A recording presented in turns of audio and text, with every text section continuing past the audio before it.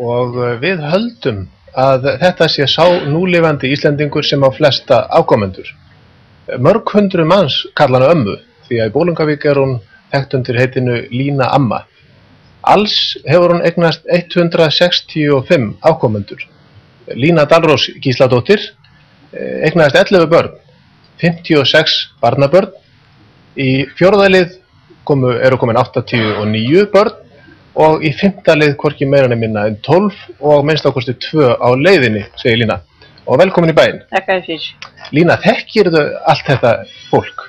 Ekki yngstu börni, ég hef ekki séð þau. En öll mín barnabörn hef ég séð.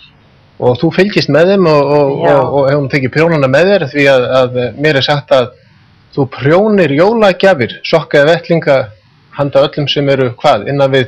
Já, innan við fermingu. Innan við fermingu, já. Ég sendi frá mér í vetur fyrir jólun á milli 25 og 30 per. Hvenær byrjarðu árunni? Ég byrjaði að prjóna fyrir næstu jól. Þetta er jólagjöf, já? Já, ég veit ekki, ég var von á einu í 5. liðinu um páskan og ég gef ekki bara henni sem ég var von á heimsókn, ég gef ekki henni sokkana.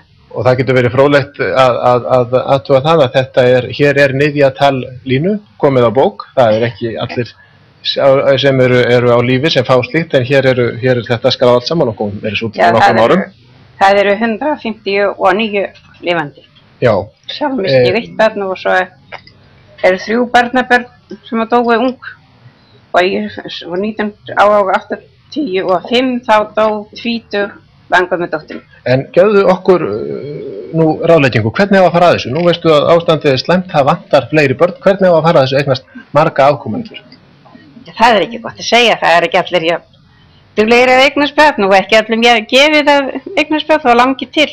Var það geitamjólkin sem hún gafst þeim í æsku? Ég var nú ekki búin að fá mikið að geitamjólk þegar ég byrjaði að eiga börni því ég þekkti hana þá ekki hvað hún var. Það var með seinni börnum þá var ég búin að fá mér geit og þannig að gefa þeim mjólk. Og meira segja músikalska geit hef ég heyrt, er það ekki? Jú, nei, það var ær. Það var ær þessi músikalska? Þessi músikalska, já, það var ær. En nú hefur þú séð hvernig þetta er hér í dag, svona skoðið rétt aðeins Áttir þú einhver börn á sjúkrahúsi eða fæðingardeild?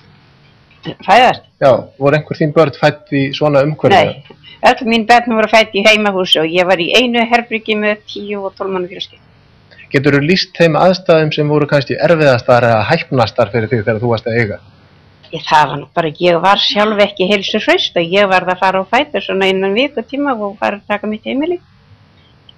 En nú hefur þetta stundum kannski borið brátt ekki alltaf ljósmóðir við hendina eða... Já, það var 2 sinnum sem að ljósmóðurinn var ekki komin þegar ég átti fyrsta barni og svo var það einu sinni sko að strákurinn var komin í rúmið þegar hún kom inn, það kom svo fljótt, ég var búin að fór út klukkan 6 morgun eða fætur klukkan að ganga 6 til að 2 var búin að hengja þá 6 snúrur og skúra hálft herbyggisgólfið þegar ég verði að fara upp í rúm og kannski ekki mann á fótinn á hann og kom. Svo það var hann var komin í rúmið strákurinn þegar ljósmóðurinn kom inn og ég tala nú við hana hér í dag, það er Ingiborg Jónsdóttir. Já. Og strákurinn Óskar sem með mér hérna núna. Já, sem margir þekkja hér síðan hann var í Krónu hjá og Sjónabúðinni. Þetta gekk allt vel, sko, það var ekki þetta. En það var nú fleira fróðlegt að rifja upp þig sem er einstakt. Einar Guðfinnsson, sá merki athafnamaður í Bolungarvík, hann segir í ævisögu sinni að hann minnist þar á nokkrar sérstakar dugnaðarmanneskjur og þá sleppir hann ekki Línu Dalrósu og hann segir að hann haldi að Bolvíkingar séu mjög stoltir af því að eiga eina lifrarbræðslumannin í Pilsi á Íslandi. Já, það var þegar fyrirmaðurinn minn lá banaleguna, þá lagðist hann algjörlega í rúmið áramót.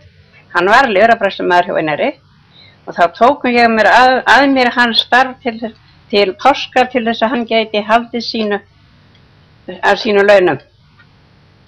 Þú gekst út í starfa, en þú byrjaði að snemma að vinna úti, þú varst útivinnandi móðir. Ég var útivinnandi húsmóðir frá því ég var 28 ára og þangað til ég var að verða 75. Í fiski sem sagt? Alltaf í fiski, já, með fiskun og öllum sviðum, saltfiski og... Hvað varstu gömul þegar þú hættir í frystihúsi? Ég var að venda 75. árið. Það var bara því ég veiktist, ég ætlaði ekki að hætta fyrir en ég verður 75 ára. Var þetta ófrelsi? Nei, ekki gæti ég sagt það. Ég varð að fara að vinna frá börnunum þegar ég misti fyrirmanni. Það var elsta barni 10 ára, telpa, og hún var látin passa hindunni.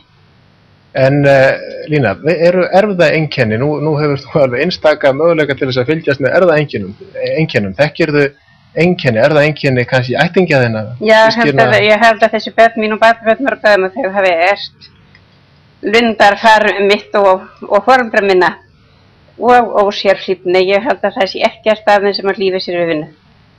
Og lundarfarið það að vera skaphettur eins og... Já, skapléttur, skapgóður, já. Já. Er það annars einkenni á Vestfirðingum að vera skapléttur? Ég veit það ekki, ég veit að það er skapeinkenni. Ég held flestra minna ekki sem ég þekki. Það er mitt. Og Lína, ég þakka þér nú alveg kærlega fyrir komuna hérna í kvöld við að heilsa vestur í Bolungarvík. En það er eitt sem ég langar að vita. Kannast þú við það að Jón Hákon Magnússon sé kallaður Gromsari? Já, við erum bæði í sömu ættinni og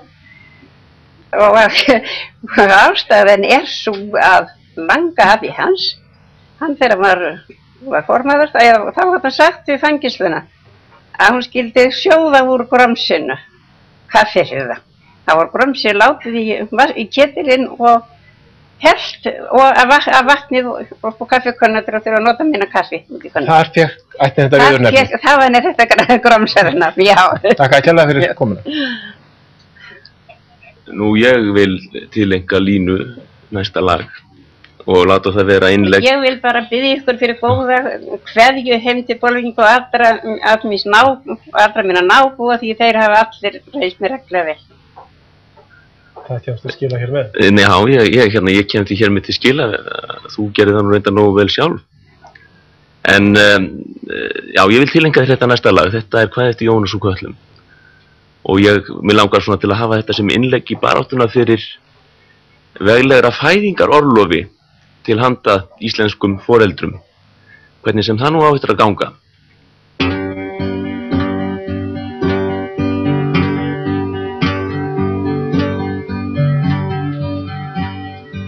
Út í hag móruð mús með rauðu dökk og blý.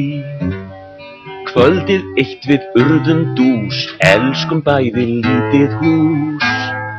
Þráum hlýju, hötum stríð, hötum stríð, hötum stríð. Þráum hlýju, hötum stríð. Elskum bæði lítið hús, þráum hlýju, hötum stríð. Mjúkar börn í myrkrið fætt, matar hún af sannri ást. Fátæk úfin alltaf hrædd, ofurskynjun hjartans gætt. Sköpuð til að titra og þjást, titra og þjást, titra og þjást. Sköpuð til að titra og þjást. Ofurskynjun hjartans gætt, sköpuð til að titra og þjást.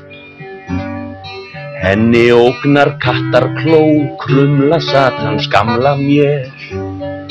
Sárast okkur þykir þó, þegar manna tröllin sljó. Kremja okkur undir sér, undir sér, undir sér. Kremja okkur undir sér.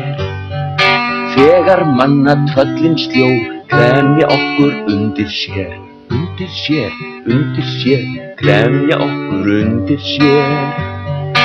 Þegar manna tröllin sljó, kremja okkur undir sér.